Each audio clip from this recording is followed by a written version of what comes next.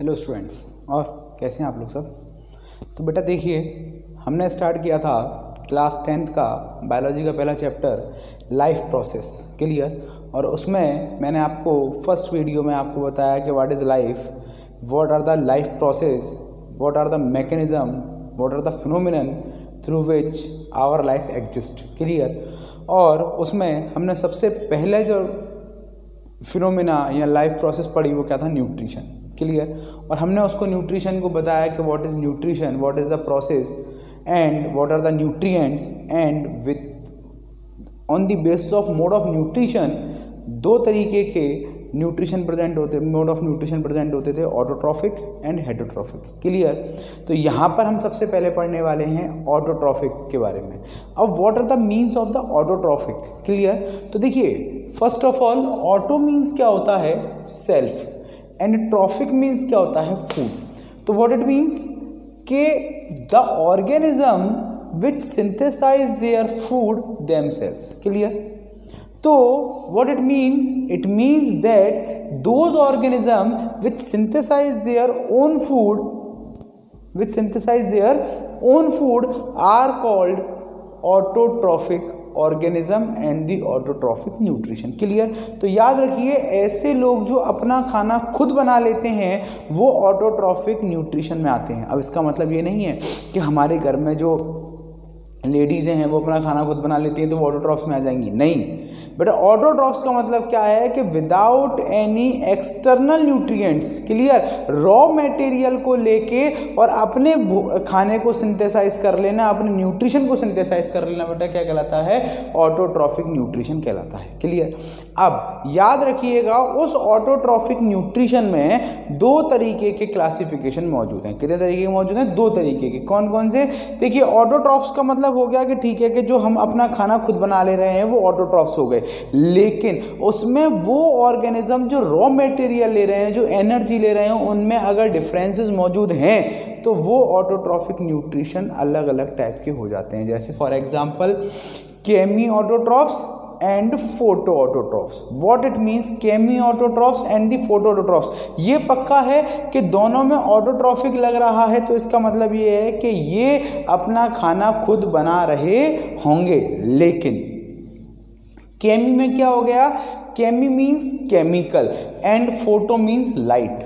तो what it means कि chemical यहाँ पर क्या यूज हो रहा है और यहाँ लाइट का क्या मतलब है।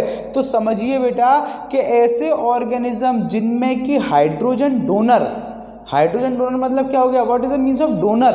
डोनर मतलब हो गया जो देता है, क्या करता है, जो देता है। तो हाइड्रोजन डोनर का मतलब हो गया कि ऐसे कंपाउंड्स, ऐसे केमिकल सब्सटेंसेस जो हाइड्रोजन को दे रहे हैं, जो डोनेट कर रहे हैं, these are called hydrogen donor. तो बेटा देखिए यहाँ क्या कह रहा है कि ऐसे ऑर्गेनिज्म जिसमें कि हाइड्रोजन डोनर वाटर ना होकर, यहाँ पर हाइड्रोजन डोनर वाटर ना होकर क्या है, एक इनऑर्गेनिक सब्सटेंस है। क्या है बेटा, एक इनऑर्गेनिक सब्सटेंस है। तो ऐसे ऑर्गेनिज्म केमी ऑटोट्रॉफ्स कहलाएंगे। ये ऑर्गेनिज्म इवोल्यूशन में जब ये पृथ्वी का निर्माण हो रहा था और नए नए ऑर्गेनिज्म बन रहे थे, तो सबसे पहले हेटरोट्रॉफ्स के बाद में अगर कोई ऑर्गेनिज्म आने चालू हुए वो कौन से आए, केमी ऑटोट्रॉफ्स आए। बेटा कौन से आए, केमी ऑटोट्रॉफ्स या कीमो ऑटोट्रॉफ्स कहते हैं क्लियर। कीमो ऑटोट्रॉफ्स या केमी ऑटोट्रॉफ्स कहते हैं। तो याद रखिए, ऐसे ऑर्गेनिज्म जिनमें water not a source of a hydrogen donor, here is a inorganic substance, inorganic compound are the source of hydrogen donor। example green sulfur bacteria। कौन सा example है बेटा, green sulfur bacteria। और you know the bacteria are the prokaryotes। और यहाँ पर जो prokaryotes आए हैं, यहाँ जो prokaryotes आए हैं ये शुरुआती दौर के हैं, बिल्कुल जब ये यहाँ पर लाइफ फॉर्म्स ओरिजिनेट हो रही होंगी उस टाइम पर ये बैक्टीरिया मौजूद हैं। अब रिएक्शन क्या होती है, फोटोसिंथेसिस में रिएक्शन क्या होती है। तो देखिए बेटा, कार्बन डाइऑक्साइड के 6 मॉलिक्यूल्स लेकर और 12 molecules of H2S react with and forms the glucose molecule. ये जो बना बेटा, ये जो बना, ये क्या बना, ग्लूकोज मॉलिक्यूल। यही हम चाहते थे, फूड फॉर्मेशन ग्लूकोज।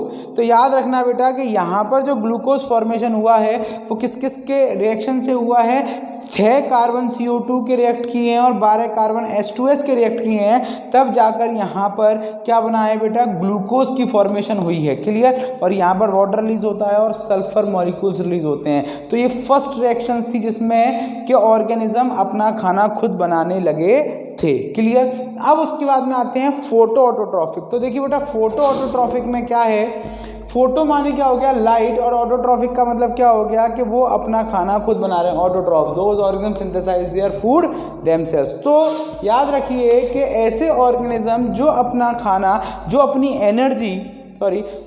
एनर्जी या हाइड्रोजन वो किससे लेते हैं, वाटर है, जिनमें बेटा हाइड्रोजन डोनर क्या है, वाटर है, और अपनी जो एनर्जी है वो किससे ले रहे हैं, सनलाइट से। आप खाना बनाने के लिए एनर्जी लेते हैं ना भाई, इंडक्शन पर काम करते हैं, गैस पर काम करते हैं, ठीक है ना, या कोई स्टोव पर काम करता है, चूल्हे पर, कहीं ना कहीं कोई ना कोई सोर्स ऑफ एनर्जी जरूर मौजूद है। क्लियर। तो याद रखिए बेटा यहाँ पर जो इनकी एनर्जी का सोर्स है वो क्या है, सनलाइट है, और हाइड्रोजन डोनर क्या है, वाटर है। तो these are called photo autotrophic condition. Clear. तो यहाँ पर देखिए example plants and blue green algae. Blue green algae is a prokaryote. Clear. It is a bacteria, cyanobacteria. Clear. तो याद रखिए यहाँ पर जो रिएक्शन निकल के आएगी वो क्या निकल के आएगी, 6 molecules of carbon dioxide react with the 12 molecules of water. बहुत से बच्चे जो है या बहुत से लोग जो है वो यहाँ पर ये लिख देते हैं कि 6 मॉलिक्यूल्स ऑफ वाटर। ठीक है, रिएक्शन कहाँ, यहाँ पर आप बैलेंस करने के लिए 6 मॉलिक्यूल ऑफ वाटर हटा सकते हैं, लेकिन अगर करेक्ट रिएक्शन की बात करें तो वो यही रिएक्शन होती है, याद रखिएगा। तो 6 CO2 + 12 H2O गिव्स आउट, यहाँ भी क्या बना बेटा, ग्लूकोज, क्या, water, and 6 molecules of oxygen released. Clear. यहाँ पर क्या होता है बेटा, 6 मॉलिक्यूल ऑफ ऑक्सीजन रिलीज्ड। तो जो आज की तारीख में आप फ्री ऑक्सीजन ले रहे हैं, एक्चुअल में एटमॉस्फेयर में जो ऑक्सीजन मौजूद है जिसकी वजह से हम और आप मौजूद हैं, उसका मेन सोर्स कौन होता है, प्लांट होता है, फोटोसिंथेसिस करता है। आ गई बात समझ में। अब हम इसे पढ़ने वाले हैं कि ये जो प्रोसेस है फोटो ऑटोट्रॉफिक में, ये जो प्रोसेस है जिसे हम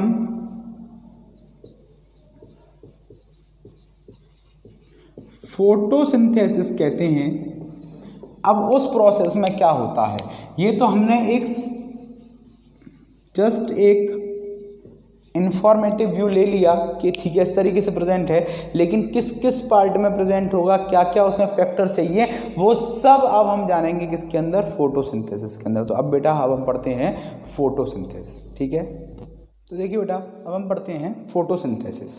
क्लियर। देखिए जैसे नाम से समझ में आ रहा है फोटोसिंथेसिस, तो देखिए फोटो माने क्या हो गया, लाइट, और सिंथेसिस माने क्या हो गया बेटा, to synthesize the food. Clear. तो what is the means of the photosynthesis, याद रखिएगा आपके बोर्ड के एग्जाम में डेफिनेशन लिखने को आती है। क्लियर। और ये टॉपिक काफ़ी इंपॉर्टेंट है आपके बोर्ड के पॉइंट ऑफ व्यू से, स्पेशली।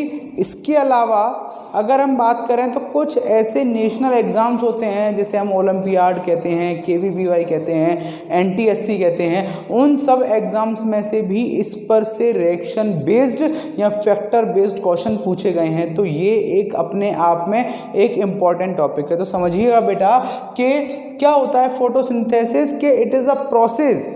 क्लियर। ये एक फिनोमेना, एक प्रोसेस है जिसमें कि फूड फॉर्मेशन होता है in the presence of light, sunlight, clear, chlorophyll, CO2 and water. Clear. तो these are the raw material of this process. Clear. तो सनलाइट, यहां पर अगर इस लाइट को थोड़ा सा और स्पेसिफाई कर लें बेटा तो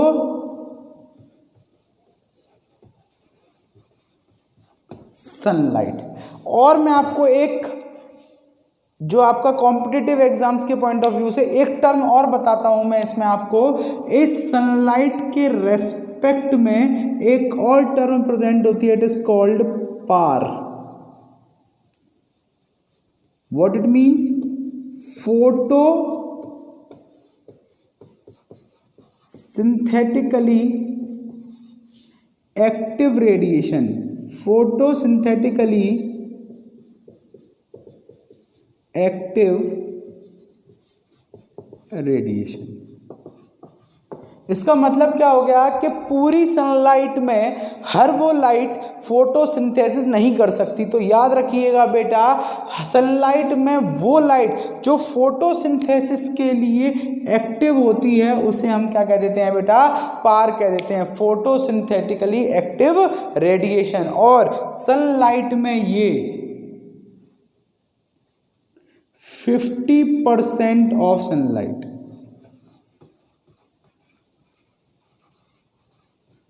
सनलाइट में ये बेटा कितना होता है, 50% प्रेजेंट होता है, याद रखना 50% ऑफ सनलाइट। क्लियर, जो कि सिर्फ एब्जॉर्ब कर सकता है प्लांट के दो, प्लांट एब्जॉर्ब कर सकता है और फोटोसिंथेसिस कर सकता है। तो याद रखिएगा, एक क्वेश्चन और पूछा जाता है, या मैं आपको बता दूं कि कुछ लोग क्वेश्चन पूछते हैं या कहीं क्वेश्चन पूछा जाता है कि क्या मून लाइट में फोटोसिंथेसिस होती है। फोटोसिंथेसिस मतलब लाइट रिएक्शन, जिसमें कि जो सनलाइट में प्रोसेस होती है, क्या वो मून लाइट में भी होती है? नहीं।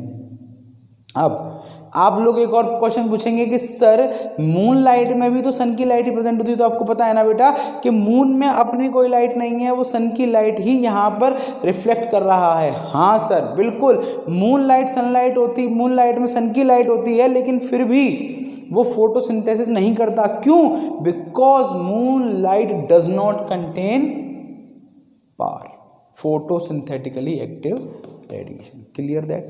तो याद रखिएगा, ये इंपॉर्टेंट टर्म है। अब हम बढ़ते हैं आगे कि light, chlorophyll, CO2 and water. अब देखो बेटा कि ये वो मेन प्रोसेस है जो कहाँ होती है, green part of the plant. कहाँ होती है बेटा? Green part of the plant. अब आप कहेंगे सर कि green part of the plant का मतलब तो लीव्स ही हो गया, तो आपने मेनली लीव्स क्यों लिखा है? क्या और भी कोई ऐसा पार्ट है प्लांट में जिसमें फोटोसिंथेसिस होती है? तो मैं कहूँगा यस। वो कौन सा पार्ट होता है बेटा? आपने पढ़ा होगा एंड,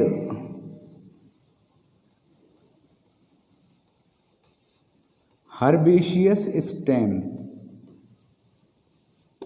हर्बेशियस स्टेम कौन सा स्टेम होता है बेटा? जो प्लांट न्यूली डेवलप हो रहे होते हैं, तो आपने देखा होगा उसका स्टेम हरा होता है, काफ़ी लचीला होता है, सॉफ्ट होता है, वुडी नहीं होता, हार्ड नहीं होता।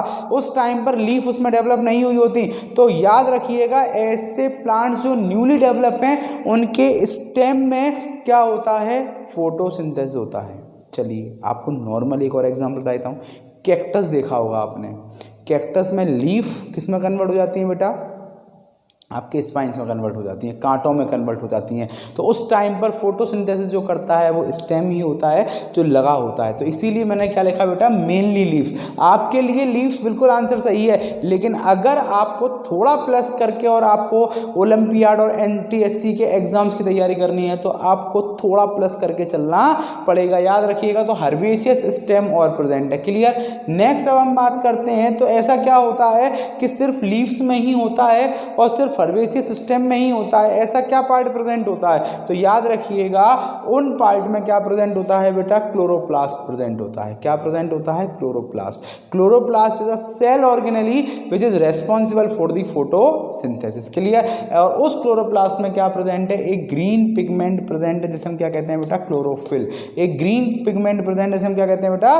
क्लोरो। अब थोड़ा सा जनरल हमें क्लोरोप्लास्ट का स्ट्रक्चर जानना है। क्लोरोप्लास्ट का स्ट्रक्चर देखिए, तो डबल मेम्ब्रेनस होता है, दिख रहा होगा आपको। यहाँ पर सबसे बाहर में एक आउटर मेम्ब्रेन प्रेजेंट है, ठीक है ना, इनर में इनर मेम्ब्रेन प्रेजेंट है। अब एक यहाँ फ्लूइड प्रेजेंट होता है, इसके अंदर एक फ्लूइड प्रेजेंट होता है इसके अंदर, इस तरीके से। क्लियर? ये एक फ्लूइड प्रेजेंट होता है और इस फ्लूइड को क्या कहते हैं हम? स्ट्रोमा कहते हैं। क्लियर? इसके अलावा यहाँ पर कुछ कॉर्न लाइक स्ट्रक्चर्स प्रेजेंट हैं। Clear? Corn like structures present हैं, दीज आर कॉल्ड ग्रेना। याद रखिएगा, इन एक स्टैक लाइक स्ट्रक्चर को हम क्या कहते हैं? ग्रेना। क्लियर? और अगर सिंगुलर फॉर्म की बात करें तो उसे कहते हैं ग्रेनम। अगर एक स्टैक की बात करें तो ग्रेनम, सबकी बात कर लें तो ग्रेना, और अगर एक स्ट्रक्चर को निकाल लें बाहर तो इट इज कॉल्ड थाइलाकॉइड। याद रखिएगा, it is called thylakoid. And inside this a space, a cavity is present called lumen. It is a cavity. याद रखिएगा, it is a cavity, it is a space क्या कहलाता है बेटा, lumen. इतनी बात समझ में आई। तो फोटोसिंथेसिस में हमने समझा कि किसकी प्रेजेंस में, सनलाइट की प्रेजेंस में, क्लोरोफिल की प्रेजेंस में, CO2 और वाटर की प्रेजेंस में प्लांट अपने फूड फॉर्मेशन करता है, उसको हम फोटोसिंथेसिस कहते हैं। मेनली सनलाइट में कौन सी, फोटोसिंथेटिकली एक्टिव रेडिएशंस, ये बेटा काफ़ी इंपॉर्टेंट टर्म मैं आपको बता चुका हूँ। क्लियर। इसके अलावा अगर हम बात करें तो मैंने आपको बताया ग्रीन पार्ट में कौन सा, लीव्स, और लीव्स के अलावा कौन सा हो गया बेटा, हर्बेशियस स्टेम। अब इसमें क्या प्रेजेंट होता है, क्लोरोप्लास्ट प्रेजेंट होता है। This chloroplast contain chlorophyll, 5 types of chlorophyll are present and here is the chlorophyll is responsible to absorb the sunlight and gives energy. This is the structure of chloroplast and this is the structure of thylakoid. आप कहेंगे ये हमको क्यों पढ़ना है, तो अब इसके आगे हम फोटोसिंथेसिस जो पढ़ने वाले हैं उसमें इन स्ट्रक्चर्स का काफ़ी इंपॉर्टेंस है। क्लियर बेटा, इन स्ट्रक्चर्स की काफ़ी इंपॉर्टेंस है। तो बेटा देखिए, अब हमने ये पढ़ लिया कि क्या क्या होता है। अब हम पढ़ने वाले हैं what is the mechanism of photosynthesis, कि फोटोसिंथेसिस की मैकेनिज्म में क्या क्या वो प्रोसेस हैं जिसके द्वारा फोटोसिंथेसिस CO2 से ग्लूकोज में कन्वर्ट होता है। ओके।